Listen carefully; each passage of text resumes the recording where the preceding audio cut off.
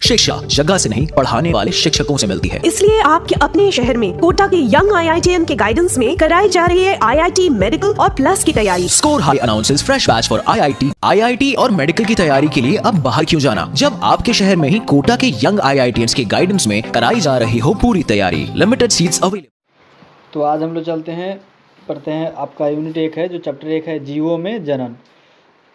इसके सारे हम लोग ऑब्जेक्टिव क्वेश्चन देखेंगे, जो वस्तुनिष्ठ प्रश्न है उसी के बारे में हम देखेंगे।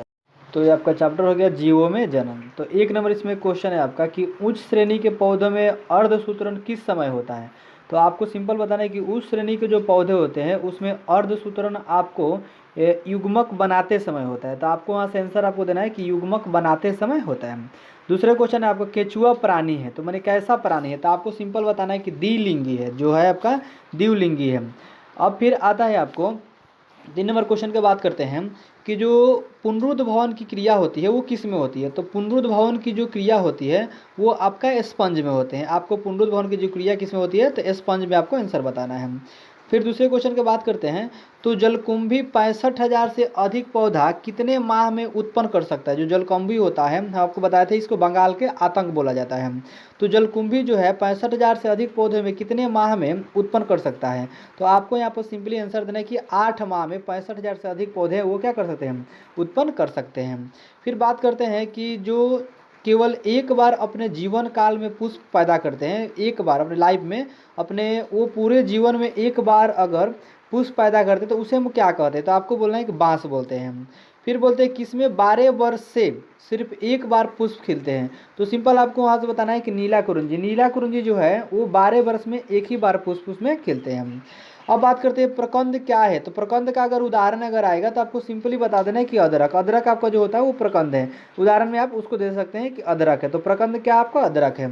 इसके बाद बात करते हैं कलिका रोपण है। तो कलिका रोपण का एक आपको उदाहरण देना है। तो कायिक जनन का है, कायिक जनन जो होता है आपका क्या होता है, वो कलिका रोपण होता है। तो उस तरह से आप उदाहरण उसको दे सकते हैं। दूसरे क्वेश्चन में बात करते हैं गेहूं षटगुणित। जो गेहूं षटगुणित होता है जिसमें कुल गुणसूत्र संख्या जो होती है वो 42 होती है। तो इसके किसी युग्मक में गुणसूत्र क्या होंगे, जो मतलब कि या षटगुणित जो होते हैं इसमें गुणसूत्र की संख्या 42 है, इसमें किसी युग्मक के गुणसूत्र संख्या पूछा जा रहा है। तो आपको सिंपल बताना है कि 8 होता है। दूसरे क्वेश्चन बात करते हैं कि मक्का के अर्धसूत्राणु जो होता है 2n और n बोलते हैं। तो इसमें मक्का के अर्धसूत्राणु 2n में, अर्धसूत्राणु आपको 2n हो गया, में गुणसूत्र की संख्या कितनी होती है। तो सिंपल आपको वहाँ से बता देना है कि 20 को होती है। किसका जो पादप काय होता है अगुणित होता है। दूसरे क्वेश्चन बात करते हैं किसका पादप काय अगुणित होता है। तो आपको बताना है कि सेवाल का होता है। सेवाल आपका आंसर वहाँ हो जाए। कौ की बता सकते हैं, बायोफाइटा बता सकते हैं। तो सेवाल या कौ ब्रायोफाइटा आप किसी एक को बता सकते हैं।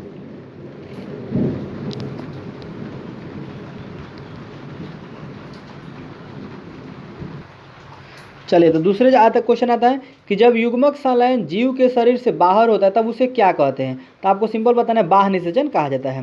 दूसरे क्वेश्चन बात करते हैं कि द्विखंडन किस में पाया जाता है। तो द्विखंडन आपको बताना है किस में पाया जाता है। तो अमीबा में पाया जाता है और पैरामीशियम में पाया, आप दोनों बता सकते हैं। अमीबा में पाया जाता है और पैरामीशियम में पाया जाता है।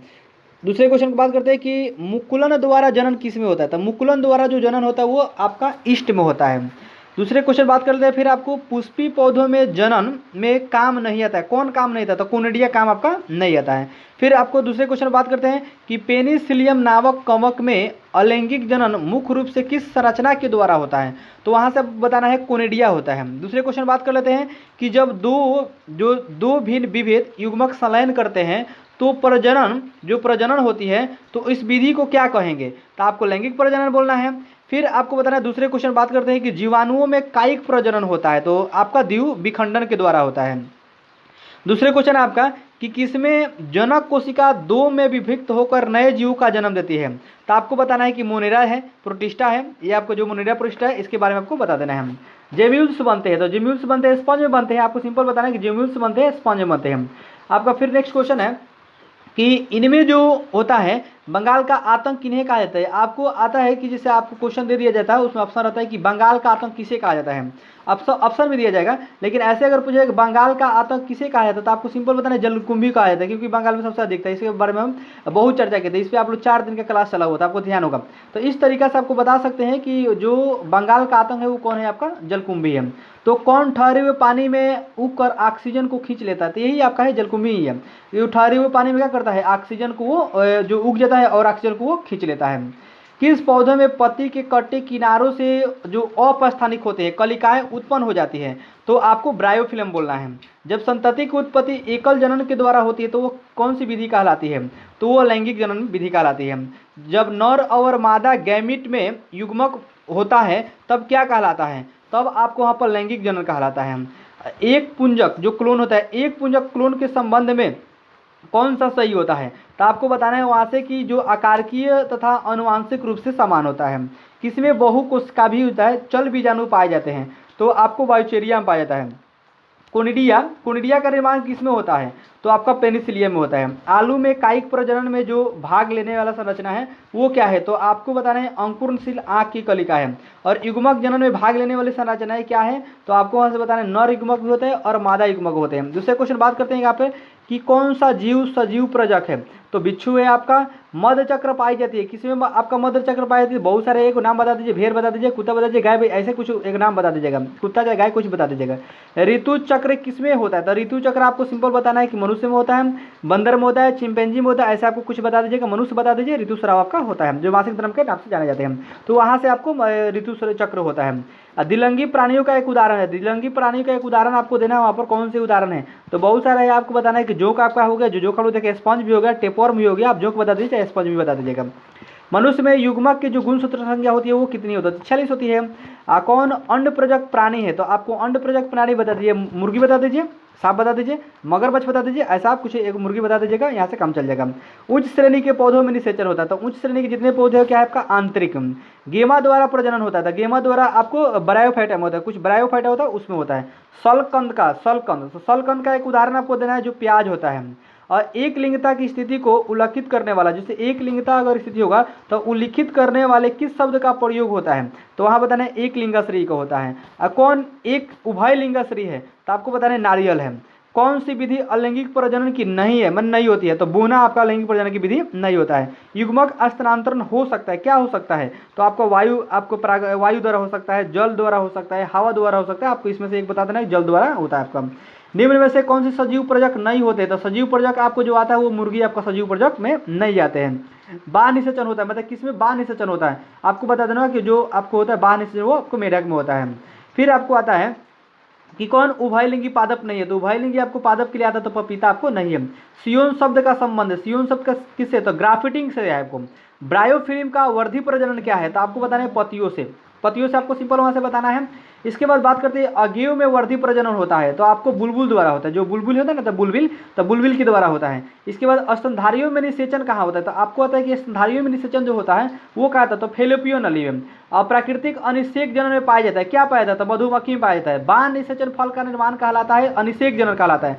पूर्ण के आंतरण पाया जाता है तो वो आपका मक्खी और मच्छर में पाया जाता है। और द्वि निषेचन का जो परिणाम होता है वो आपका भ्रूण कोश में होता है। बीजाणुओं द्वारा जनन करने वाले पौधे जैसे मांस हो गया आपका, फर्न हो गया, किस समूह में रखे जाते हैं? तो आपको सिंपल बताना है जो क्रिप्टोगेम्स होता है उसी के समूह में इसको रखा जाता है। वे परिवर्तन जो लार्वा होता है आपका, लार्वा में वयस्क में परिवर्तन कर देते हैं वो क्या कहलाते हैं? तो आपको सिंपल वहाँ बताना है क्यांतरण, जो आपको होता है क्यांतरण। लार्वा जो होता है लार्वा आपको क्यांतरण होता है।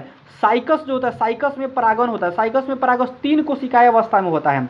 और बात करते हैं दूसरे के, तो संवहन आपको क्रिप्टोगेम्स के जो प्रोटोथैलस होते हैं, जो प्रोटोथैलस बोलते हैं, पुमाणु उसको बोलते हैं, पुमाणु तथा अंडे के भिन्न भिन्न समय पर विकसित होता है, जिससे फलस्वरूप हम लोग उसे क्या कहते हैं? तो स्वनिषेचन रुक जाता है। उसमें होता है क्या, उसको फलस्वरूप क्या होता है? स्वनिषेचन रुक जाता है। फिर बात करते हैं कि आपका जो पौधे की संरचना होता है युग में किसमें गुणसूत्र की संख्या अगुणित होती है?